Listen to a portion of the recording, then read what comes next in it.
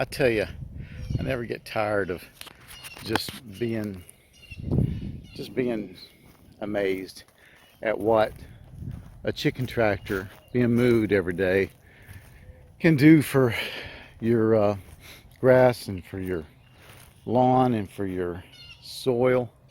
Don't see it yet over here, which now I've only got 4 of the red broilers in here. They're not making as much poop, and I've been moving them every day, not for the poop reason, but because I want them to get fresh grass to eat. I really haven't decided what to do with these girls. Since I lost my 2 youngest egg layers, I may see what at least 2 of these girls do as egg layers. But that is not what this video is about. What the video is about is the chicken tractor. I have just been so happy with this chicken tractor. Still got to work out some wheel issues. I'm still struggling with that. But I think I've decided that I want to move forward, and you can see I've already been working on it, but I want to move forward with doing a chicken tractor for my egg layers as their permanent home.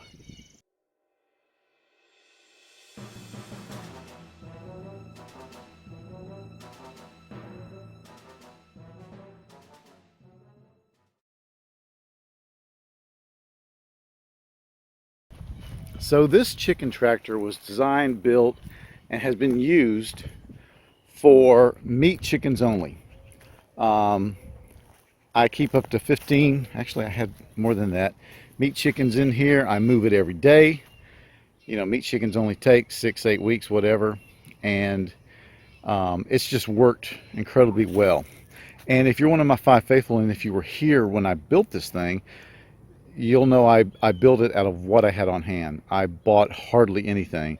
That's why you may see some 2x2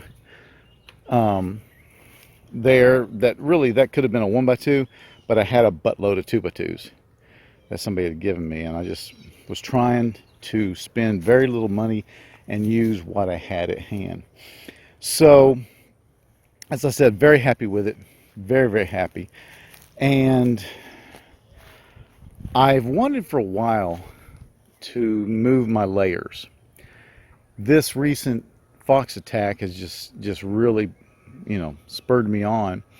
And so what I'm doing is I'm starting seriously to build a chicken tractor for my layers. And I've been playing with it for a while. I actually built these guys quite a while back, and they've just been sitting over here. I saw this idea on YouTube. The guy was making smaller versions of these tunnels. These are movable tunnels for chickens, and he was running them between the rows in his garden. And he was basically every day he would move his chickens around, and through these tunnels they would go and clean his garden. And it was a really neat idea. Very, very manually intensive work, but it worked. But what I got from that was the idea, and you can see how light these things are, to build if you don't want to call it a chicken tractor, you can call it a boat.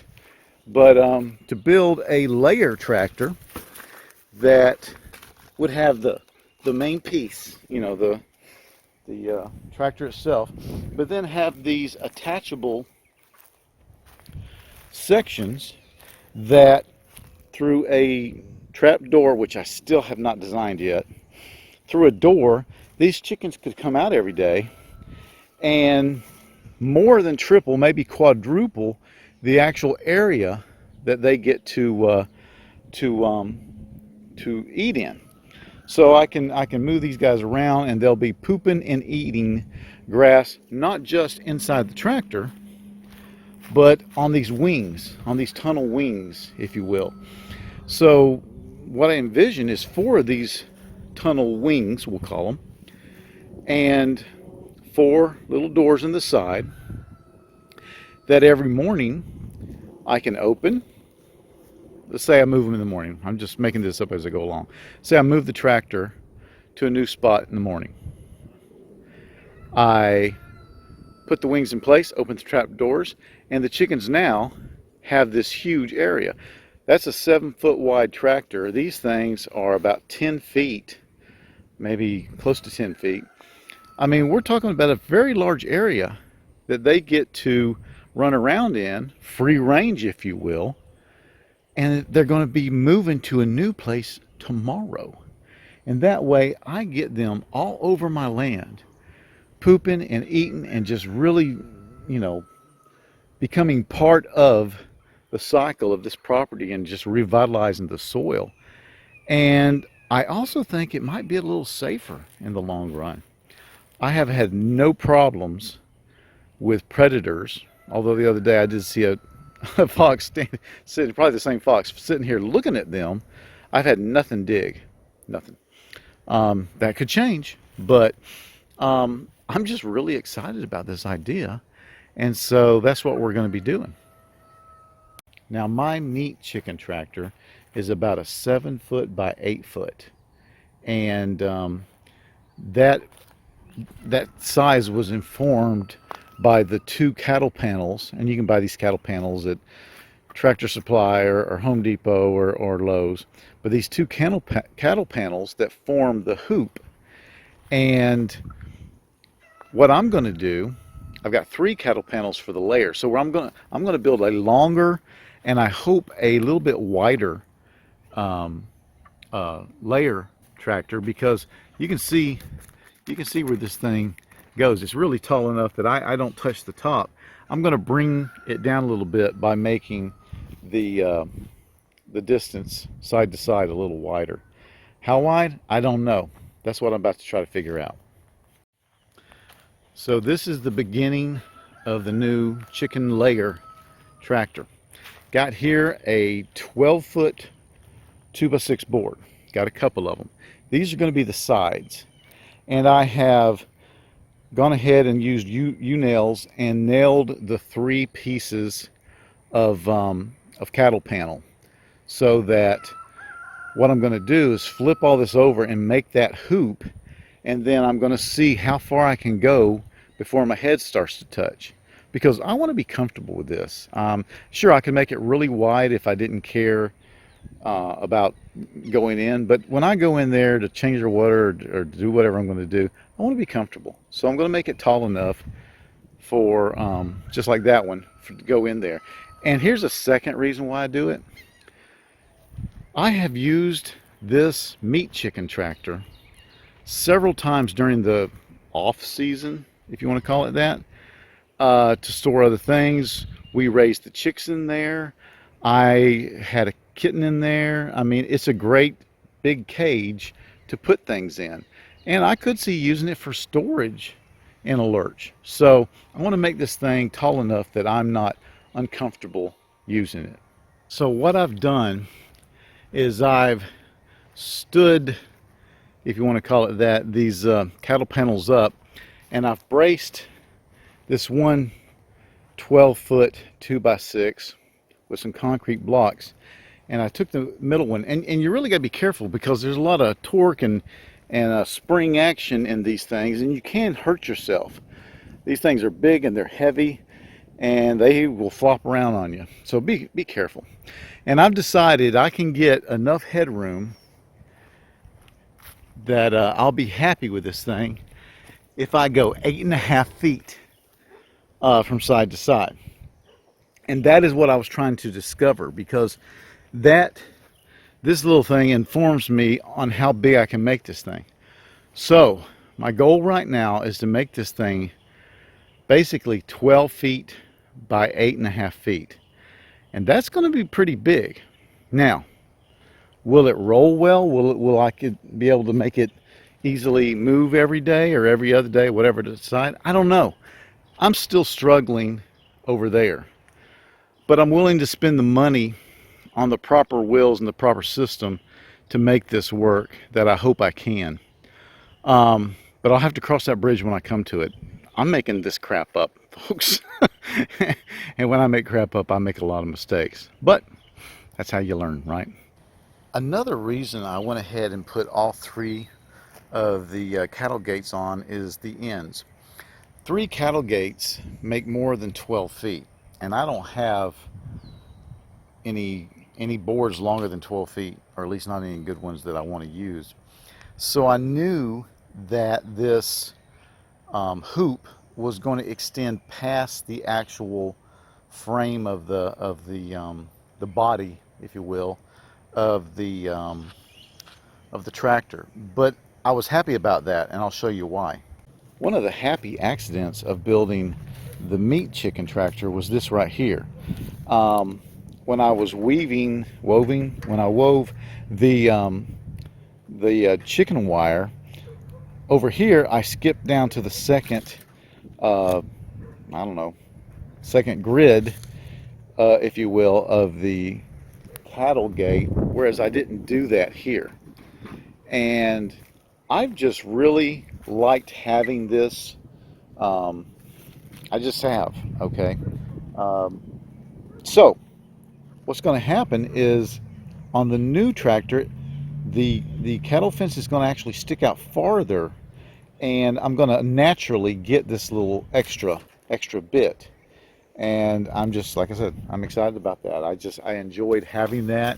It gives them a bit of an extended shelter, because of course I'll have the fabric come out all the way, and it allows a little less rain coming in, which that's never been a problem with these guys or with this tractor, but still it allows that. So by going ahead and putting all 3 pieces of cattle fencing on there, I was able to put them in the right place and know how much extension I was going to have. Now then, it gives me a little bit of a problem where when I attach the 2x6 coming across here, but that's not a problem. I'm going to notch it and just make it work, and I think when it all comes together, it'll be strong, way stronger than it needs to be. Okay, a few hours later, and a good bit of hot, sweaty work, and it's coming together. I will tell you, it's hard dealing with that cow panel. It's got a lot of spring to it. It's got a lot of memory. It does what it wants to do. I lost my religion a couple times. Now what I did down here on each corner is I actually wallered out a hole for the wire of the cow panel to go through. Looking back, I'm not sure I would do that again. I had contemplated cutting it off here and down here, but I had it in my head, and I'm no engineer, that would take away some of the strength that this bent cow panel actually lends to it. I don't know. If I had it to do over again, that was a lot of work. I'm not sure I would have done it. So you may notice that I have braces on this side. The next thing I'm going to do is get the measuring tape out and see if this thing is actually close to square. And close is always my goal, just close. But so I got to do that before I put the other 2 on. And it probably would have been good if I'd only done one, or maybe this one and that one. But I was just in a place where I was trying to hold it together till I could get, you know, more secure. So these things are still kind of catawampus. The only one that's kind of standing up straight is this last one, and I'm loving it because it's right where I want it to be. It's right above my head, and that way I'm getting 8.5 feet across. I'm getting 12 feet depth. This is going to be a large chicken tractor. How will it pull? I don't know. There's going to be some bracing in the back. Whether this is the back or the front, I haven't decided yet, because I'm going to be putting probably galvanized store-bought nesting boxes that are going to sit up here and protrude, and then I'm going to have a little bit of a place for the chickens to roost and to actually get up off the ground. Don't know yet how they will react to being moved every day. If they want to be smart and jump up on on the little platform that I'm thinking about putting in, that's great. If not, and they want to run ahead and have their ass bumped like the meat chickens do, that's cool too. This is a learning process for everybody, including the chickens. But that's where I am. Not going to do a lot more today. I think I'm going to end this video here because I don't like really, really long videos, and this one's already way longer than I normally make them. So, this is the first part of the layer chicken tractor build. It's coming along about how I'd expect, and so far I'm fairly happy.